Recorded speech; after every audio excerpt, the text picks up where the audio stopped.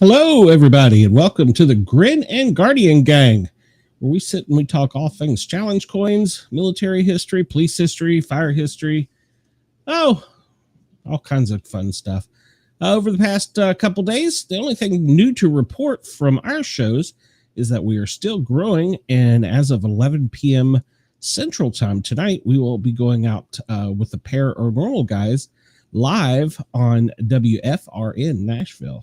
I'm sorry, it won't be live. It'll be tape delayed, but we'll still be live. I'm alive. So, all right. Well, we've got a special guest tonight. So let's see. First off, who I got in backstage here? I have Mr. Andy. Hello, Andy. How are you? All right. So I got to figure out what button to push. Apparently, I've never done this before. And then our guest, his name is also Andy, so we can't get him confused. Hello there. Do you want us to call Andrew or Andy? What's hanging? Hey, not much, sir. How are you tonight? Doing really fine. How about yourself? Doing well, doing well. We've got a live show tonight. We're going out on YouTube. We are on Twitter. Well, no, it's called X now. Twitch, Trovo. I think we may even be on Rumble. I don't know. We're all over the place. So we've got a live call-in number if anybody wants to. It's 1-888-88-YERGZ. Thanks to our good friends at Yerg's Radio, and the chat is open, so we'll get some live questions, even maybe a phone call. You never know. So tell us a little bit about yourself. Is it okay to call you Andy? Because I got another Andy up there. Referring to me, yes, absolutely. All right, I got dueling Andys up there. So tell us a little bit about yourself, sir. Well, I'm not as young as I used to be. I wrote a book, as you're aware of. Yes, sir. I'm from San Antonio originally. I've been living in Arizona now about 12, 13 years after being retired in Central Florida for 15. My poor dear wife, the inspiration that I needed to do my book, passed away, unfortunately, a couple of years ago. So I'm alone here in Arizona, me and the dog, and in a big old house by ourselves. So, well, I'm in great health. I might like to add that, thank well, the that's Lord. always good. That's always good. And in Arizona, if you can stand the heat, otherwise it's pretty good weather. So it's absolutely great these last few weeks, and I've been here long enough to know when it's not great, but we've had some really bad weather over the years at this time of year, but it's really great right now. Yeah. One of our guests was asking what book. Your book is called Drift. Is that correct? Yeah, I'll show you a picture of it, if I may. Oh, absolutely. Trust me, it shows all about you. We're laid back here. Oh, it's nice. Yeah. So this is your story of how you went from, if I read correctly, high school dropout to aviation. Yeah, it'll probably not sell too much because nobody ever heard of me. But it is a good story. I know I sent you a copy. I don't know if you had a chance to open it yet. No, I haven't gotten it yet, I don't think, unless you sent an email. I only got my copies yesterday, actually, and my son got his a little earlier than mine. I asked him to mail you one. He said he did, but, even if you got it, you wouldn't have had an opportunity to read it. So it's about 400 pages long. I start the book at birth. That might sound boring, and not to me because I knew everybody, and I progressed through the book in a conversation-like fashion. I went up to 16. Due to my earlier years, and before I hit 16, of course, was the magic number. But you want me to go on, or? No. Please go ahead. Okay. This is your story. I'll make it a little more brief. I had a wild time when I turned 16. I had more than 1 or 2 or 3 cars between the time I was 16 and the time I turned 17 and a half and joined the Coast Guard. I progressed through. I was going to say probably a couple girls in there too. I'm sorry? So there was probably a couple girls in there too. They always get us in trouble. Not too many at that point in time, but a few. And the details, what few they are in the book. I had a tumultuous time. I got married just before I turned 20. My wife said she was 17. Turned out she was 16. And so we had an on and off marriage for 6 years and 2 children. You know, that's never going to end well. And it never did. So I got through that point in my life. I made it to my first. Imagine being in Puerto Rico when you're 18 years old, and this was back in 1958, I believe. And so I had a good time in Puerto Rico. Spent a year there. Came back and went to a school. Got into aviation finally. Flew in everything the Coast Guard had, more or less, for a while, and I was making courses all along the way. And so, what's the next big thing? When I came back from Puerto Rico, I went to AL school. I came out in aviation, 3rd class, aviation electronics man, and that I got kind of stuck there for a while, but eventually I made it. I made it through. Made chief, made warrant officer, went to OCS, came out a JG, went to isolated duty. It's a nice story in there about this little island Pacific paradise I was on for a year.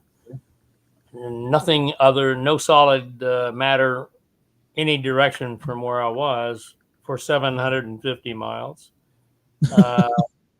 The base was on an island that was 3/4 of 1 square mile. Oh, Lord. 750 miles from anywhere. And I had an antenna for my, in those days, we supported the Air Force's efforts in Vietnam. So I was the XO of a all-around transmitting base. That's my primary function there. And if my antenna had fallen either way, any direction, and not had collapsed, it was a collapsible antenna. But had it fallen anyway, it would have landed in the water. So it was 1,350 feet tall. We pumped out 1 million watts of energy. I know I'm hurrying, but I don't want to bore anyone. My marriage, the first one dissolved. I met my second wife when I was in RCA Institutes. I got to go to college for 2 years in New York City. I was single at the time. I met a woman. Turned out she was married to another guy, but it was primarily her interest in me. I think we ended up together. So that's in the book. It's a lot of details. So, well, I'd be glad to. You haven't read the book. You promised me, and you didn't promise me. You indicated I could come back after some time and had a chance to read it. Absolutely. I can't guarantee your money back.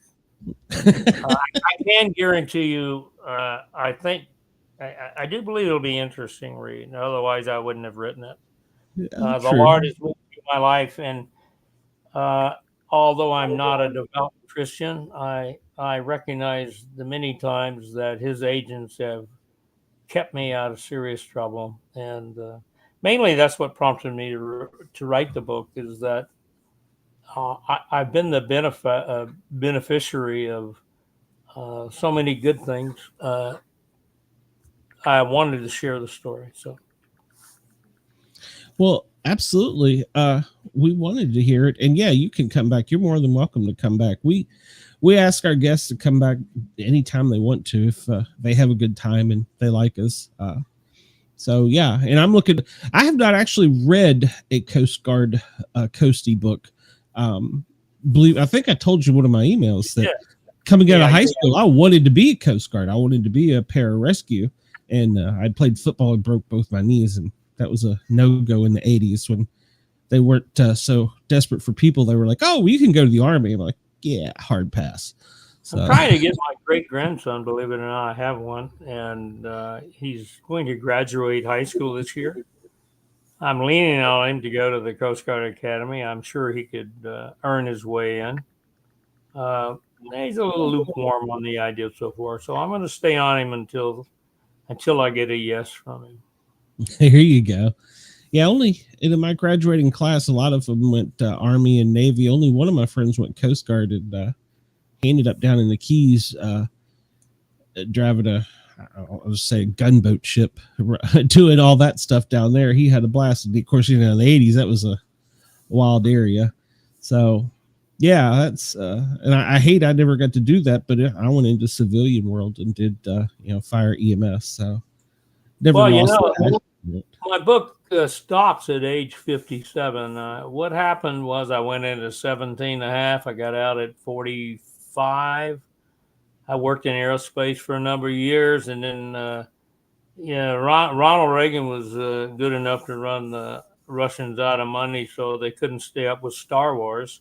That kind of made technical aerospace program managers kind of sparse. So I ended up with Sylvania Lighting Company as a regional lighting engineer for the last 4 or 5 years. And I've been happily retired since 1995, actually. I'm working on the sequel. I left the book open-ended because I've been retired 30 years almost. So a lot more has happened. So I'm going to write the last chapters. Okay. Well, there's always time to write a couple novels in there too. So never know. You never know.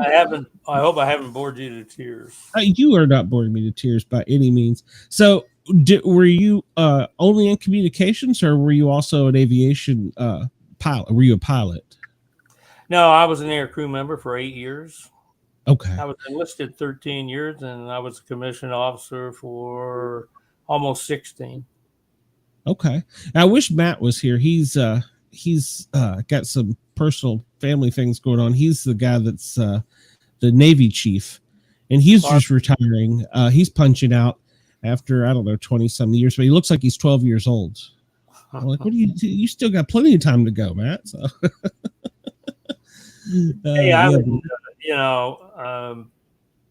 it goes without saying, I think, that I enjoyed my career immensely, and what prompted me to write the book in the beginning, I'd always felt that I had been the beneficiary of so many of God's gifts, and so I felt I owed it to somebody to pass it on. But when my wife passed on, I needed something to look forward to, so to speak, and who knows? I ended up with this. It's a good book. I wouldn't recommend it if I didn't think it was. So, of course, I am very close to the subject. You're a little biased, but that's okay. So, one of the questions our guests or persons in the chat asked, Uncommon Soul, she asked, "How long did it take you to write the book?" Oh, I think it took me only probably took me probably 9 months to write the book, and then the actual, once you get a publisher and you go through that ordeal, I secured my publisher back in October, and it's not out on the street until the 16th of next month.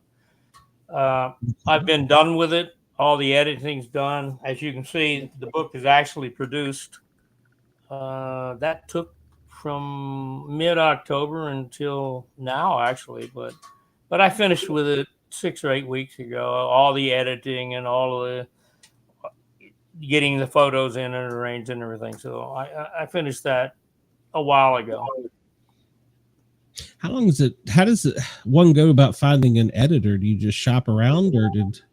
Yeah, well, there's several ways. If you're a self-publisher, which I'm not, I considered it. I looked at everything on YouTube, and I knew I could do it. I learned everything I needed to know in order to do it. But because of the nature of the text, and I shopped around to see if there was a real publisher that would consider doing the book. And I came across Trilogy, which is they're owned by TBM, I believe. Yes, the Bible Network. And to my much surprise, they were interested, and so it's sort of an interesting thing that they do all their business by by emails and primarily. So I was a little leery at first. I wasn't quite sure. You know, you never know. I got took about 10 or 12 years ago, maybe longer than that. I lost a little money in a scam, which in all it was as real as I can tell you. But it turned out to be a scam, and I lost a little money. And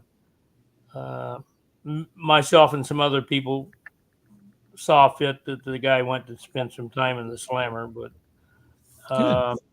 so I wasn't quite sure that they were legit for a long time, and I double checked and everything to make sure, and sure enough they were, and sure enough I produced a book basically. Good. Well, the people out there will take advantage of you, that's for sure. I got well, you've got to be very careful, and I have to be triple careful now because all of the elements of being me are in that book. Birthdays, maiden names, and everything that they ever ask. So I've had to do a lot of changing of my own personal accounts. Yeah, I probably should have changed my name. Yeah, it's funny. I had an author contact me earlier on an email I don't normally use for the show, and was asking about coming on the show, but said this wasn't his real identity. He didn't want to reveal who he really was. I'm like, I have a friend almost that bad. Like, okay. Like, what are you gonna you had to talk about some government conspiracies or something? I mean, so I haven't heard back. I don't. These are interesting times in which we're living, so you can't be too careful. No, you can't. In fact, we had a major on from the police department in Northern Virginia that was just talking about a lot of the electronic scams going around and how people are just getting, it seems so real. And in fact, I just happened to be in Knoxville where my mom lives, and she got a call from her bank, and they were like, you got to come down here right away and draw out money and do this and that. And I'm like, whoa, hold on, Mom. Who are you talking to? She's like, it's the bank. And she was like all upset. And I'm like, let me talk to him. I was like, so what's your address there at the bank? And they're like, who are you? And I'm like, no, I'm asking the questions now. And he couldn't answer the question of what the address is of the bank. I said, well, if you're calling from a bank, and I know her bank, she's been with them in Tennessee for several years, and they're not a very large bank. What's the name of the bank? So yeah. So I was like, Mom, give me that phone. We're gonna put spam guard on you. So Andy, can you hear me, Andy? The other Andy there, can he hear me? Yeah, he can hear you. Yep, yeah, I can. I was just curious. What is your background? Well, I'm a little interested in to whom I'm speaking, actually. I do photography for the fire departments. Great.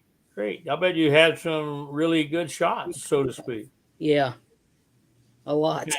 And where do you? May I ask, where do you live? Maryland.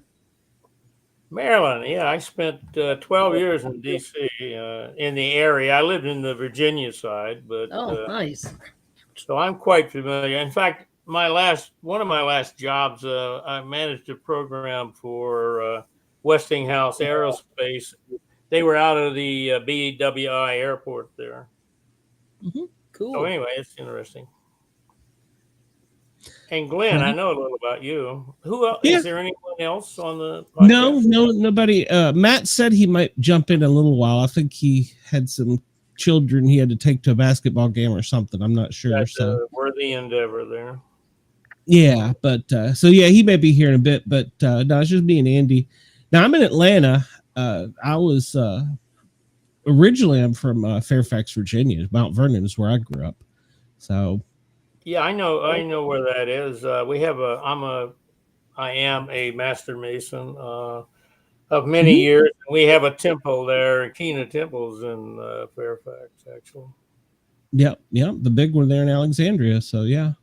When In I fact, when I there's became a member of Keena Temple, you're going to love this one, Andy. Uh, our big events were held in the firehouse. We didn't have a temple; we just had the property, and we were a new Shriner, and so we hadn't built a temple yet. My Mhm. most memorable parties I've been to were in the firehouse in Fairfax County. Nice. We came back, my wife and I, we were gone. Being in the military, I was transferred in and transferred out and transferred here. But when we Yeah. came back, we did come back. I made 3 different tours in DC. So when we came back this one time, they actually had a temple, which is a pretty glorious thing. It's located right next to the firehouse there. And, Oh, but we discussed it among ourselves that the most, the most, the the most fun we ever had was in the firehouse. yep. Those can always be yeah, fun. yep. It's So, always been so can anybody watch this podcast? absolutely, Yeah. Okay. absolutely. We, Well, I see the numbers and everything. yeah, yeah. No, it's on YouTube. It'll be on YouTube forever, unless we do something stupid to get taken down. But I don't plan on that. Well, So I was curious when you offered me an opportunity mhm. to come on your show. I, what I didn't know what to expect. Frankly, I mean, it's. I'm glad you did. I'm glad I got to meet Andy Yeah, and you, of course. of course, yeah. Were you ever assigned to the Coast Guard station up off Telegraph Road in Fairfax? Oh, sure. I spent. I designed myself and one other officer designed what is known as the Transportable Communications Central. It Mhm. basically was a trailer about the size of a good U-Haul with Coast Guard emblazoned on it, uh, and it was complete with almost the entire aircraft suite of communications equipment. That's how I came into the program. I graduated from college in New York, and that was my first assignment was to go to co-design this thing. I did all of the electronic design in it. My good Okay. friend Al, he did the mechanical. Took me 2.5 years, and took I us two was and a half years. I was going to And then ask I you. Remember? in that interim, I had made warrant officer, and then I was transferred to that island I was talking about. So I was going to ask. Do you remember there was a very large fire in the late '90s at the Coast Guard station? It was no, a I wouldn't huge have been fire. there. Yeah, I wouldn't yeah. have known anything about that. I That left was there in '84. that was one of the largest and hottest fires. We couldn't get enough water in to the Oh, really? structure. Yeah, Well, I we believe it. had to, yeah, we had to shut down telegraph. It went several Are you? miles. Were you a firefighter also, or? I was, yes, sir. Yeah. Yeah. My first job in the fire department actually was with Fairfax. I was a photo unit. And then when I got a little bit older, had kids, I moved to Knoxville with my Mhm. family and went on to paramedic school. And so I've just kind of been with the fire department all my life. I'm medically I've learned retired out of Atlanta now. So. in my retirement years, of course, my wife and I, we've had a fifth wheel trailer forever. I still have one actually, and I'm going to take another trip here in a couple of months. But we used to live when we lived in Florida. I hope no one from Florida is listening, but between the months of June and late October, nobody can live there. The humidity and the heat is so terrible, and we Yeah. would saddle up, so to speak, and drag that thing around the United States. It was not uncommon to run out 8, 6, 10,000 miles on the summer. We did that a lot. Went to Canada a few times, and always had to go to California because that's where my wife's mother was until 2000, until we bought her a place, and she became a Floridian in the last 5 years of her life. But you know, and so here I'm in Arizona. You can't stay here in the summer either. So No, it's very hot. I have a little place up near Flagstaff that I actually bought that while I still live in California. I mean, in Florida. So I have to escape here before long. It's starting to warm up already. So. Yeah, when I was a flight paramedic, we would fly in there and it would be like 115, and everybody's like, "Oh, it's a dry heat." Like, it's a heat. Right. It's a heat. I didn't mean to go off on a tangent, but No. But I've known a number of firefighters, and that's what I was getting around to. And they seem to they stick together. They're part of a unique group, much like the Coast Guard, and so they hang together a lot, and I think that's great. Yeah, that's the nice thing. We're a brotherhood. When I'm out traveling, if I need to stop somewhere or something, I did a lot with the kids. I don't now, but if I had to make an emergency pit stop or something, and there was a firehouse, I was like, pull in here. You're always welcome in a firehouse. Yep. Yeah, that's the one nice thing is we're a big family no matter where you are in the country. So I have to ask you, Glenn, did you use AI to derive that picture that you did so quickly the other day? Yes, it's funny you say that. I was behind because I have 3 shows, and Matt, the gentleman who's not here, he is the AI expert for the Navy. So I was like, Matt, can you whip up something real quick for me? I sent him a copy of your little bio with the cover. It's really good, by the way. That's I want to share this story. It won't take long. Sure. After I had written my book and had found a company that wanted to publish it, I hadn't named it yet, and I didn't have a cover or anything. So you can read it, you can see these types of stories on YouTube a lot, but what it really happened to me at 3:00 one morning, I woke up and the name Adrift was in great big letters across my forehead almost. I hadn't thought much about what the name should be, but that came to me and it fit so accurately, I grabbed a hold of it. A few days later, the cover image came to me exactly like you see it on the cover. I'm fortunate enough to know that the person that's a painting, by the way, the cover, he's a friend of mine. And he helped me a great deal. There's some photos in the book that are old, and I was up north in near Flagstaff, away from my current place where I have the repository of everything. And I didn't have all the paintings and everything I needed, but the pictures. But he did some miraculous jobs of making those pictures meet the 300 DPI requirement for the publication. And so I just asked him one day. We both belonged to a little country club up in Munns Park, and we're sitting after a round of golf and talking. And so I'm trying to remember what the hell I asked him. Oh, I asked him if he thought he could do that because he had indicated an interest in doing those. And sure enough, he said he could. So I asked him if he'd be interested in if I gave him the concept, if he would endeavor to do it for me. And he said, yeah. And he showed me something. He'd already done something similar for himself. So I put him on contract and I said, here's the idea. And I gave him the idea and he came right up with it. It evolved over about 3 months. It wasn't instant, but so his name is David Wingert. He's a retired aerospace engineer.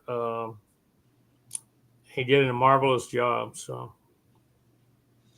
yeah, Matt is he's with the Navy out in somewhere in Vegas. I don't understand what the Navy's doing in Vegas, but he's out there doing some computer work, and that's his job is AI. And when I asked him, I sent him a copy of your book, and I said, "Hey, this is your little bio." I said, "Can you whip up something real quick for me?" It wasn't. He did a great job. Oh yeah, it was like 30 minutes. What, Andy? And I had like 3 or 4 pictures. I mean, yeah, at least 3. I tell you that AI is going to put a hurting on a lot of people. Unfortunately, that's the best. It's great that you can do something like that in a snap of your fingers almost, but someone that used to get paid to do that won't be required to do it anymore. Yeah. Well, I think that's part of the problem is we've become used to everything being at the snap of our fingers. Yeah. And I think that's what's going to hurt us in the long run. In the long run, got to be careful too. Anyway, you guys have seen the Terminator and all the movies I've seen. If computers get out of control, we might have our hands full. Yeah, might be working for them. Exactly. I've always liked the movies Transformers, but I don't think I want one in front of my house. Did you have any challenge coins, Andy? Or I'm sorry? Do you have any challenge coins? No, I don't know what they are. Actually, could you show me one? Or okay, absolutely. Well, it's a funny story. We just got in. A challenge coin is basically a symbol of either like your unit or military or fire department history, and there's really not a whole lot of them for Coast Guard that I've seen. There was a really nice one. It looks like the ID for the cat. That was the only cat that was ever given a military government ID. It was a Coast Guard cat. I see your patch. I know you're into those too. And yes, I do have those. So that's a challenge coin. Yeah, this is actually our show coin. These just came in this week. Oh, cool. Actually, just the other day, yesterday. That's nice. Neat. Yeah. And then, just for display, I guess, or? Yeah, display. It's a hobby. A lot of people collect them. Like my old department, it's a square one because our patch was square. Yeah. Here, I've got a few patches. I'll show them to you. Hang on. Cool. I'll be right back. Yes, that came in too. Oh, that's nice. Yeah, it was a smaller than I thought. I would say it was a little bit bigger, but I like it. Yeah. The coin came out good. I like the designs on it. It did. So I'm going to sit down and make up a spreadsheet, and then I'll divvy up the numbers, and then we'll figure out there's going to be a contest or something how we're going to give them away. So cool. I think we owe the major one. These are on my flight jacket. I just had them mounted the other day. If I can figure out how to get it into the view. How's that? Oh, cool. Nice. I don't know what that one is. That's for Loran Station, where I spent a year of my life. Believe me, you didn't want to be there. But there's a great story in the book, at least one, and you ought to read it. You will read it, Glenn. You got the book. I will. I promise I will read it. Okay, where am I now? Oh, okay. That's for Coast Guard Air Station Arlington, which is our headquarters unit. We fly the admirals and everybody at that unit. That's a little weird, yeah. When I spent the 3 years at Telegraph Road, almost 3 years, my base of attachment was, I was actually attached to this unit, but I worked every day for almost 3 years at Telegraph Road. So that's the only way they could keep me on flight pay. So where's the airfield near there? Do they use Reagan or do they use Davidson? Oh, that's right at Washington International Okay, Airport. So they use Okay, all right. We got half a hangar on in that area, and this is my favorite. I spent 3.5 years at Salem, Massachusetts. Oh, nice. Cool. With the witch, yeah. It's no longer there. Most of the don't laugh, but most of the units I stationed at are no longer functional.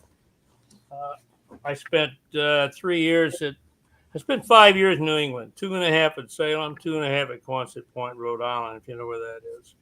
Mm-hmm. They had a huge naval air station there, and myself and 4 others, it was 2 of us, 2 crew members, 4 crew members. Let's see, 4 crew members and 4 pilots. We had 1 airplane, and in the wintertime, we were the number 1 airplane that had to go out and do search and rescue because Salem was a strictly water runway operation, and they couldn't take off when the runways were full of ice chunks. So it was a very good tour duty. Out of Baltimore, it's not BWI. I'm trying to think of a little airport. There's also a runway that goes into the water for float planes.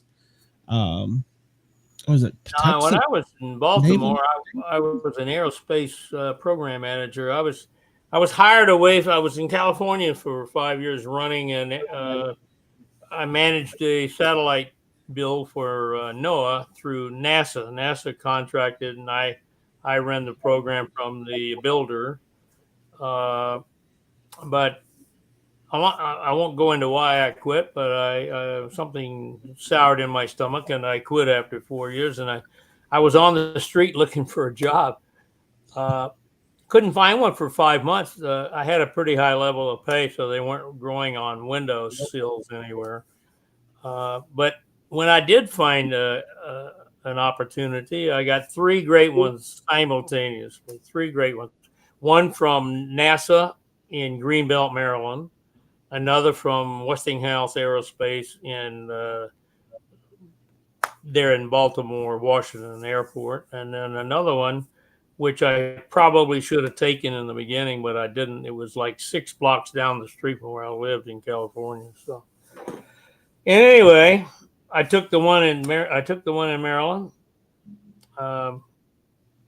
And like I said earlier, Ronnie did such a good job of running the Ruskies out of money that that's when their little kingdom started to come apart. And as a consequence, the job I got hired to manage dissolved. It was a black program for the Air Force, and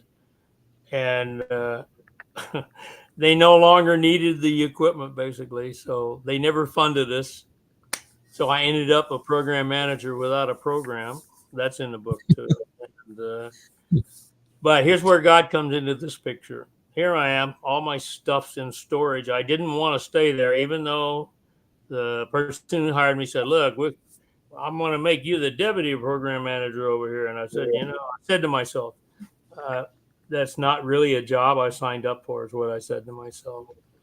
So one day near Christmas time, I got on the phone and I called the guy I turned down in California, and I asked him, I said, Frank, is that job, do you still want a manager for that job? And he says, I don't know, Andy. He said, what's the matter? You're getting cold?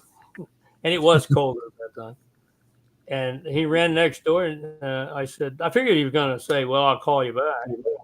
He said, hang on, I'll go to Charlie. Charlie was the president of the company, and they had offices adjacent to one another.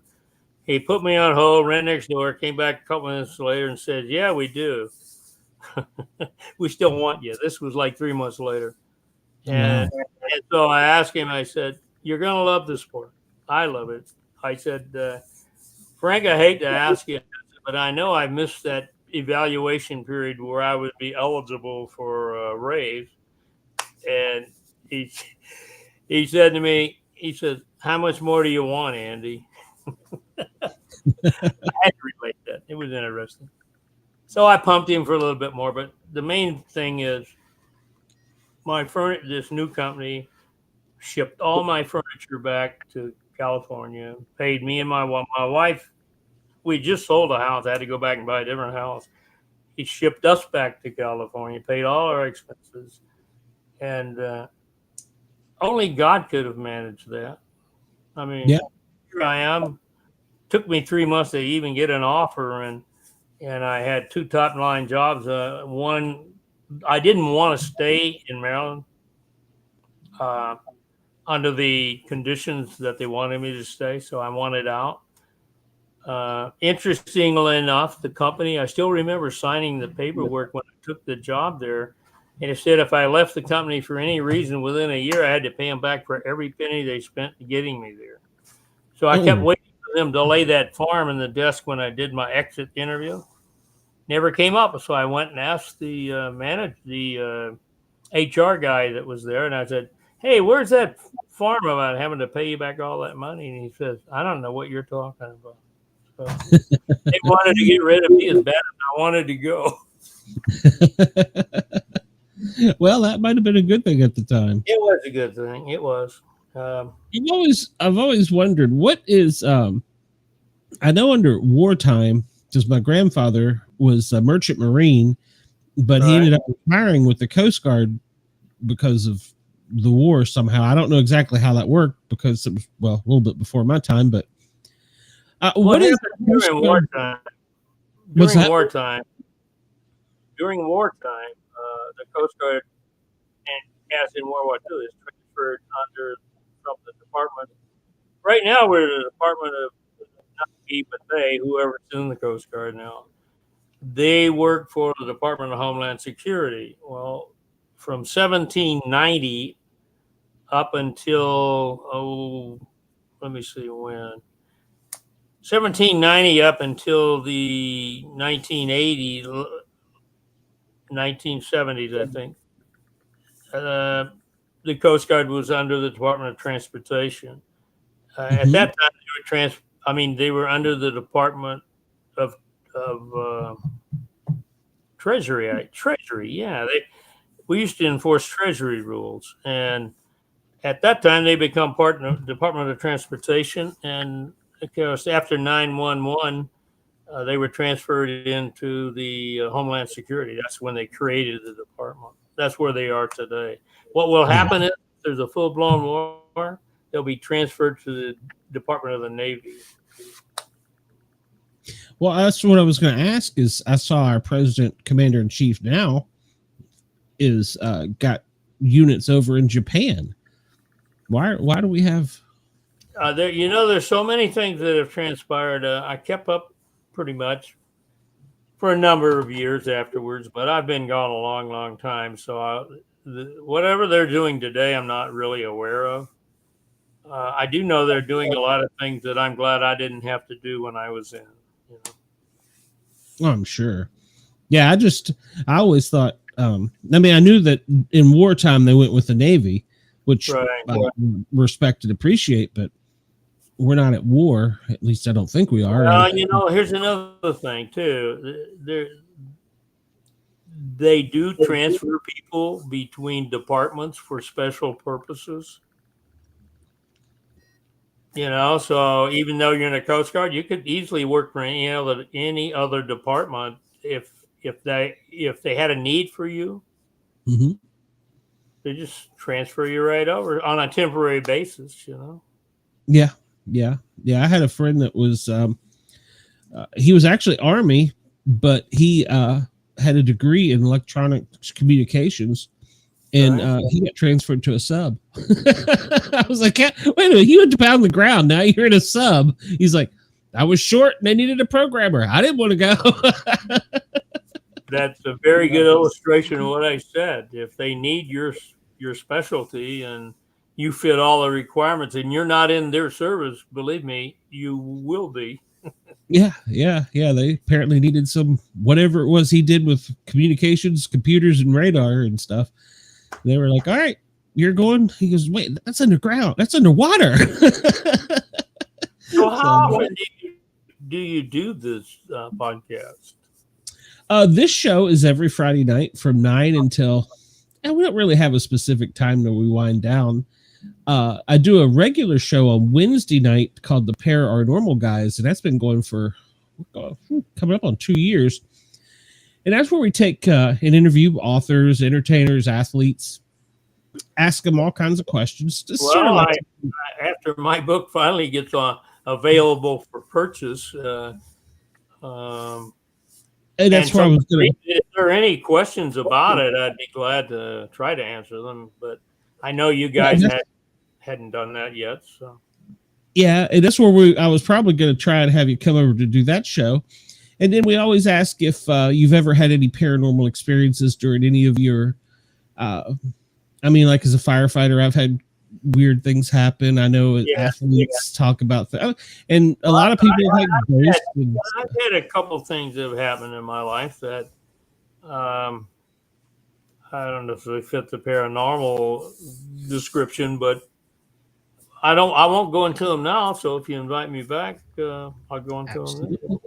Absolutely. You're more than welcome to come back, sir. Like I said, I Well, I've encourage enjoyed you. this. I'm going to have to buzz out here. Can I do that? Or You're absolutely allowed to. We appreciate your time. you want me to stay on for a longer period of time, I will. But I don't want to talk about the book so much. It takes me from a very vulnerable part in my life, high school dropout, running around, having a good time, but completely lost. And my dad, they had 7 children. I was the oldest, and they had their hands full with the other ones. And I went to work when I was 12. I rode a bicycle delivering prescription drugs in my neighborhood on a bicycle. I did that, and as I got older, I migrated to the soda fountain, and I did odd jobs. And when I reached a certain age, I decided to I outgrew the job. Basically, I was a little old for it. And but it is interesting. When I took my first job, I made 15 cents an hour. So when I hear people complaining, it was a different time. Money was, of course, much more important, much more valuable than if you made $5,000 a year, then you made a good income. So houses were like 20,000, yeah. Yeah. But anyway, I finally we had the Vietnam War coming on. Here I am approaching 18. I'm certainly available. I'm not in college or under any protection program. So the Coast Guard kind of, a friend and I, we were both dropouts. We went to the post office in San Antonio. We thought we were going to get a civilian job, civil service. And we had no idea what the hell they were comprised of and what the requirements were. So it didn't last long. We figured out right away we weren't qualified for anything. And we wandered through the halls of the major main post office in San Antonio, and we saw all these recruiters, for the Navy and the Army and the Air Force. And we liked the Navy uniforms, the enlisted uniforms with the flap on the back and the scarf. But then we realized we might go to sea for 6 months at a time in a submarine or an aircraft carrier. And that wasn't in my bailiwick. I didn't want to go. I didn't want to be a sea, not for 6 months. So we walked further down the hall and we found the Coast Guard. Here's the same poster, the guy standing in the same uniform. The only distinction was there was a crest right there from the wrist to there, the crest, that designated Coast Guard. And the Coast Guard did not have its own uniforms until I think it was the late 70s, the Bender Blues.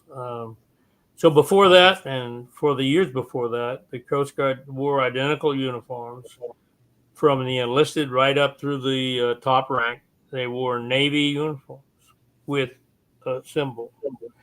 Our Eagles are different. Our commissioned Eagles are different. I like ours better. Don't tell the Navy guy, but so we went in the Coast Guard and messed around. And I grew up in the Coast Guard basically, and I have no telling where I would have ended up had I not had some very forgiving people who would slap me on the hands and upside the head when I needed it, and forgave me when I made transgressions, which there were many. So it's a pretty good story. It really is. I'm looking forward to it. Hopefully I'll get it here soon. I'm going to be. I checked yesterday. He mailed it a couple days ago. He thought you'd have it. You probably have it in your mailbox, wherever that is. It'll be there. Okay. I can't wait. Yeah. I'm going to take it to Florida. Send me word if you want me back, and I'll be glad to come. Okay. Oh, absolutely. We'll probably have you on the other show, so we'll have a much larger audience and much more participation. So, well, sir, you have a nice evening. How do you control it, right? You got the control, right? Click. Yeah. I'll drop you backstage, and then you just log out. It's All right. something. Yeah, it's Andy, just like, it's been nice talking with you. You didn't say very much. You too. Yeah. Yeah, but I'm going to make you talk next time. he's a strong silent type. I figured he was listening. He just didn't want to talk much. So I'm pretty dominating. Once you wind me up, I kind of go. So. Well, he probably would tell you it's hard to get me to shut up. Well, I look forward to the next episode, and maybe you can ask me some questions. I'm looking forward to it. I can't wait to read the book, sir. I will talk to you soon. All right. Thank you much. Have a a great evening. All right. See ya. Bye-bye. That was interesting. It was, and I can't wait to get the book. Yeah, I knew he was going to send it. I just didn't know when it would get here. So hopefully soon. I'm excited about it. From what the review and stuff was that I read on the covers and stuff that he sent, it looks so interesting. And I've never seen. I get this out of my way here. I've never really seen anywhere before much Coast Guard. Not much. Many Coast Guard stories. So, yeah, I actually did my college paper on the Coast Guard during Prohibition, and that's when they really grew the most, from under George Washington's army to Prohibition. They really grew significantly. So nice. Ask him about that. So that was a lot of history back then. So, and I gotta find. I really wish it was a limited edition. It was a square coin. Well, not coin, but a square medallion. And the Coast Guard only had one cat that served in duty, official duty during the war. And his job was the rats off the ship. And someone took a coin and made like a presentation coin out of it. It even had his little paw print and his picture, everything. It was a square, and it was its actual ID. So I wish I had bought it. I'll probably never find one now. I kicked around. I was like, oh, I really want that, but I don't have. I should have bought it. Yeah. That's one of those things you don't. It's like, oh, I need it, don't need it, don't need, want it, but don't need it. And so, and that's anybody that wants a coin. If you see it, grab it, because usually at most there's 100 made. If you're lucky, they'll make more, but after that, you can't get them. So if you see something you want, get the exactly. So I've had to learn that the hard way. And I did get the coin from Major Carroll from Fairfax Police Department. Oh, cool. FBI Virginia. So have you got yours yet? No, not yet. He just actually emailed me back last week. Okay. Well, he's been teaching, so yeah. He said he's been busy. I don't know if he was teaching or if he was. I don't know if I can say like on a mission, I guess, but yeah, because I saw that Fairfax just made a huge arrest in a case that was from the 1980s involving genealogy. Oh, really? Wow. Yeah. So I imagine he had something to do with that. Oh, I'm sure. So yeah, it was a strangulation of a girl from the 1982. So, damn. And they found it through DNA. So, yeah, the government's got all our DNA. Yeah, they do. So, have you got any new coins yet this week, Andy? No, not recently. Or did you I have some coming though. Okay. Did you get the poker chip from Susan protecting the blue? I did. Okay. Yep. Yeah, I got that. I've been meaning to get in touch with her. I sent a shout out on my show to her, but I've been so dang busy and this week just felt crappy with this cold. Yeah, thanks to the little gremlin. Yeah, little tiny terrorist. I did get Hendersonville, Tennessee motor unit. I got that one. That was kind of cool. Oh, cool. Yeah. Yeah, Susan, when she sent me ooh, that's nice. Yeah, when she sent me a coin, it was the Pittsburgh Police Department motor unit. Nice. Yeah, Yeah, I got the Hendersonville, Tennessee, which I think is kind of cool because I know where that is. So, that's pretty close to Nashville, isn't it? Yeah, kind of north. I think it's northeast. Yeah, not far away from there. Not far away, but yeah, we got the patches for our show, the Grin Guardian Gang now. So we got the patches. Awesome. And then we got the coins too. We got 100 of the coins. Of course, sweet. All of us original members are going to have a coin. And then want to decide. I don't know what kind of contest we're going to do. I don't know how we're going to do it. So I don't think we're going to just sell them. I mean, if somebody wanted to buy them, we would, but I don't think we're going to just sell them. So I think we might do some contests or something. Nice. Have to talk to Matt and see what he says. Matt and Chuck and Corey. And they, of course, were out tonight. So I wonder if Chuck, if he's feeling any better. Because he'd been sick the week before, last week. I haven't heard from him. Yeah, I haven't either. I just know that he said he wasn't going to be on tonight. He might not be feeling well. This crap going around is horrible. Oh, I know. Well, here in Atlanta, it was in the 80s, and then it's boom in the 30s. So come on, man. Give me a break. I'm ready for warm weather. Yeah. I was going to go house sit for a friend in Florida, and I thought, I'll be in Florida. They got a pool. It'll be nice. It's going to be in the 50s. God almighty.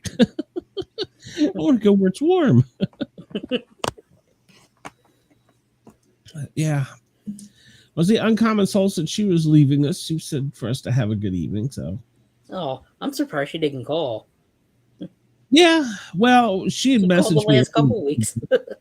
Yeah, she had messaged me earlier and asked how things were going. And I told her they were going good. And she wanted to know if I wanted to come on tonight. And I said, nah, probably not tonight, but definitely tomorrow night on the Misfits. So I think we're going to have a pretty good show on the Misfits. So we're going to have Shay, Dina, let's see, who else? I'm got it in my head. JT, Sonia. Luke's not back yet. I don't know if you're going to be there. Damn it, Bobby. yeah, he'll end up there. He always says he ain't coming. He'll be there. I think that's it. I don't know. I think that's it. I haven't heard back from any of the other people that said they wanted to be on the show. Have you heard anything from Jason recently? Yeah, I did actually. Funny story.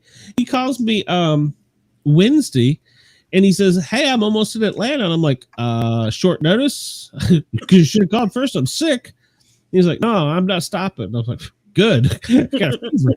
And he I don't know. He met a girl or something, and they decided to go on a cruise. And so he's out cruising right now. He's on a cruise down off of the coast of Florida. Oh, my God. I have no idea. So Luke is still sick. I talked to him today. So Luke is still sick. To quote, he said he felt like he had been put through a concrete mixer and then laid in the ground. So, oh, jeez. He said his voice still wasn't even back 100%. So, damn. Yeah, he's feeling bad. Oh, Uncommon Soul, you didn't miss anything. We're just Andy got off the phone and got off of here, and me and Andy 1 have been shooting the breeze for a few minutes before I reckon we'll get out of here. But everybody's been sick, so. But yeah, Luke Skywalker is sick, so he will not be on the Misfits tomorrow. That's 2 weeks. He's had the COVID. That stuff still ain't no joke. Oh, I know. Don't matter how many vaccinations you've had. Doctors already told me, they said if I get COVID, I'm screwed. I started, we were eating dinner tonight, and I was like, she's like, you put a lot of hot sauce on that. And I was like, yeah, I can feel it burning. I was like, but I can't taste it. I was like, God, I hope I don't have COVID. Get the test out. Yeah, I need to probably, but I've been isolated here. I haven't went anywhere, so It's not like anybody is gonna get sick from me. Now Did I miss the Angels? Quarantine time. Well, it's less now. Yeah, I know. Yeah, you could 24 hours. Yeah, it was like 2 weeks, then a week, and then 5 days, and now 24 hours. Yep, 24 hours, and you, come on back to work. We need you. Because I remember, when it first happened, if we were just exposed, they changed that policy for quite a while after a while, because if you were exposed, you got sent home and you were off 3 shifts, which if you do fire department math, that's almost 2 weeks. Exactly. Whether you're sick or not. So after a while, they didn't have any firemen to run the department. They were like, okay, we got to rethink this policy. And then they did this. We had to cut in every morning, and they had this machine you had to stand in front of, and it took your picture, and it took your temperature while you were standing there, and you had to push the button. Yes, I have cold or flu symptoms. No, I don't need it. Whatever. I swear on my baby's firstborn or whatever. Mm-hmm. And one of the firemen, he was coming in from a bender, and he had his mug of coffee up under his chin. He was just like pouring the coffee in because he felt so bad. It took the temperature of the coffee, and it wasn't, I think, 5 minutes. The chief was there. The police chief was there. Somebody from city council was there, and they're like, "We had to shut the station down." We're like, "What?" Like, Bobby came in and he's got 106-degree fever, and he's like, "What? I feel fine." And they're like, "No, you had a fever." Turned out it was his coffee. So we had to leave everything outside the room after that, and then walk in and be scanned. I was like, leave it to a damn fireman. Exactly. Glenn was like, it wasn't me this time. Yeah, it wasn't. I hated that thing because they moved it from, it used to be by the front door. Uh-huh. But nobody ever came through the front door at the firehouse. We never come through the front. We always come through the back. Right. So they moved it to the TV room. And we felt like they were sitting there watching us. So we moved it and turned it around facing the wall. Nice. Yeah.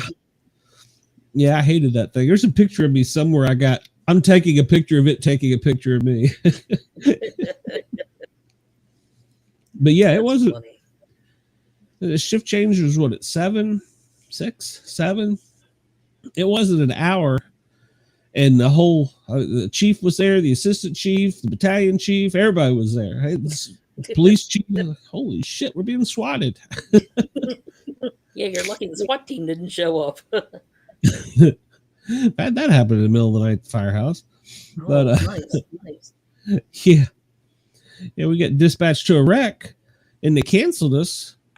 And so I wandered back in the kitchen, was going to get a glass of milk or something. And the wreck was right down the street, and I saw all the blue lights. Well, I see a blue light coming towards the station. It turns in the station and comes around the back. And I was like, oh, hell, he's coming in the station. I was like, he better know better to come running in the back door, because they never went in the bedrooms. Mm-hmm. And sure enough, he comes in there running his flashlight. Wake up. I got shot. I was like, God, stop. God. Yeah, there's a wreck down the street. It's on fire. People are trapped. We're like, oh, I guess dispatch shouldn't have canceled us. Yeah. Oh, we'll be right blue lights. We never made it to the truck. I don't even think the driver had made it to the truck before they canceled us. Oh, man. I know the officer hadn't. So I don't think the driver had even. I was the only one, I think, that made it to the truck. I was always like that. I was always the first to the truck, first to the door of the fire, first to grab the jaws, grab the Halligan. Nice. Halligan was my baby. I'd probably break my arm lifting it now. So, yeah, they're pretty heavy now. Jeez. Yeah, I need to get back in shape and go do something. I don't know what I'm going to do. So, yeah, you're right on comments. So a lot of people did miss work to protect others and prevent the spread because, if somebody was even sick in your house there for a while, you couldn't even go in. Yeah. whether you're exposed to them or not. Exactly. And the tiny terrorist caught it. And, he was sick. He was so sick. I ended up having to take him to Children's. I was like, no, they're not going to do much. Maybe give him some fluids, but they couldn't get the fever down, and he was so sick. Was he in there long? No, they didn't keep him. Oh. They didn't keep him at all. So, no, he got lucky. So, but so now he just spread all the stuff to us. So he's getting even with me. Oh, jeez. Well, I think we may call it early tonight, and I may just go to bed. My daughter is supposed to be coming up from Tennessee, or down from Tennessee. So I don't know where she's at, but I may just go to bed. I feel so blah. We got another show. So you don't sound too good either. Oh yeah, my throat is. Yeah, you could always tell when I did the radio show. Oh Lord, they're making good time coming from Tennessee. They're in Murphy, North Carolina. Oh, they're in Franklin, North Carolina. Yeah, on my radio show, somebody commented I sound like I had a frog in my throat. So, but yeah, anybody that's interested, we are on Nashville, WRFN, FRN, WR. Shit, I better remember this if I'm gonna be working there. Nashville. So at 11 o'clock, 1 hour. It won't be 11 o'clock our time. It'll be 11 o'clock their time. So I guess it's 2 hours. But check this out. It's the episode with Rich Fields and Wayne Miller. If I recall correctly, I sent them. So got them started off right. And then I got the episode sent off to New Mexico. So those are out. And I think Denver's are out. So I got episodes sent off to everybody. I'm all caught up on making sure everybody has enough episodes. So we got to get these audio issues fixed, though, because, good Lord, it's driving me crazy. So I haven't heard it tonight, though. Have you heard it tonight? No, I haven't heard anything. No, I don't know. I don't know. But Streamlabs is working on it. I would hate to go to their competitor, but their competitor has a good price. So yeah, they do. That's all I'll say about that. But if we do move services, none of our fans will notice a difference. So right. We'll probably grow more fans because we'll still be broadcasting on YouTube and Facebook and everywhere we are. So, but Andy, are you going to be with us tomorrow night on Misfits, or are you going to be over I'm with? Try. All right. Well, I know you done run off and left me for that Brenda woman. So, well, you can go over there and keep them out of trouble for them. Tell them I said hello and I'm sick. I ain't going to drop in tonight. So, all righty, I'll tell them that. All right, Andy. Well, we will see you tomorrow on the Misfits, and we'll see. Next week we do actually have a need to talk about real quick before we get off. He is written a book as well. Hold up here, I won't say his name wrong. Joseph Soul. He's a combat veteran who brings his story from addiction to recovery, called The Broken Memory. The Broken Mirror is the memory of his mom. So he's cool. Next week talk about challenge coins and his book. So looking forward to that. I got his book actually. I need to start reading it. So Wednesday we have a comic book bio. I got a Wednesday show. What is Wednesday show? We have an author that wrote a Tragedy Man, a horror anthology. He wrote a horror book. And then we have another one that is right behind him that's an author. So we're up to go. Well, KG, I'm glad to see you in the house. You missed a good show. We had Navy questions. You'd have enjoyed it. So, all right, Andy, we will see you tomorrow night. For the rest of you, thanks for tuning in. And sorry we're bailed on you earlier, but I don't feel that great. So we will talk to y'all later. All right. Bye for now. See ya.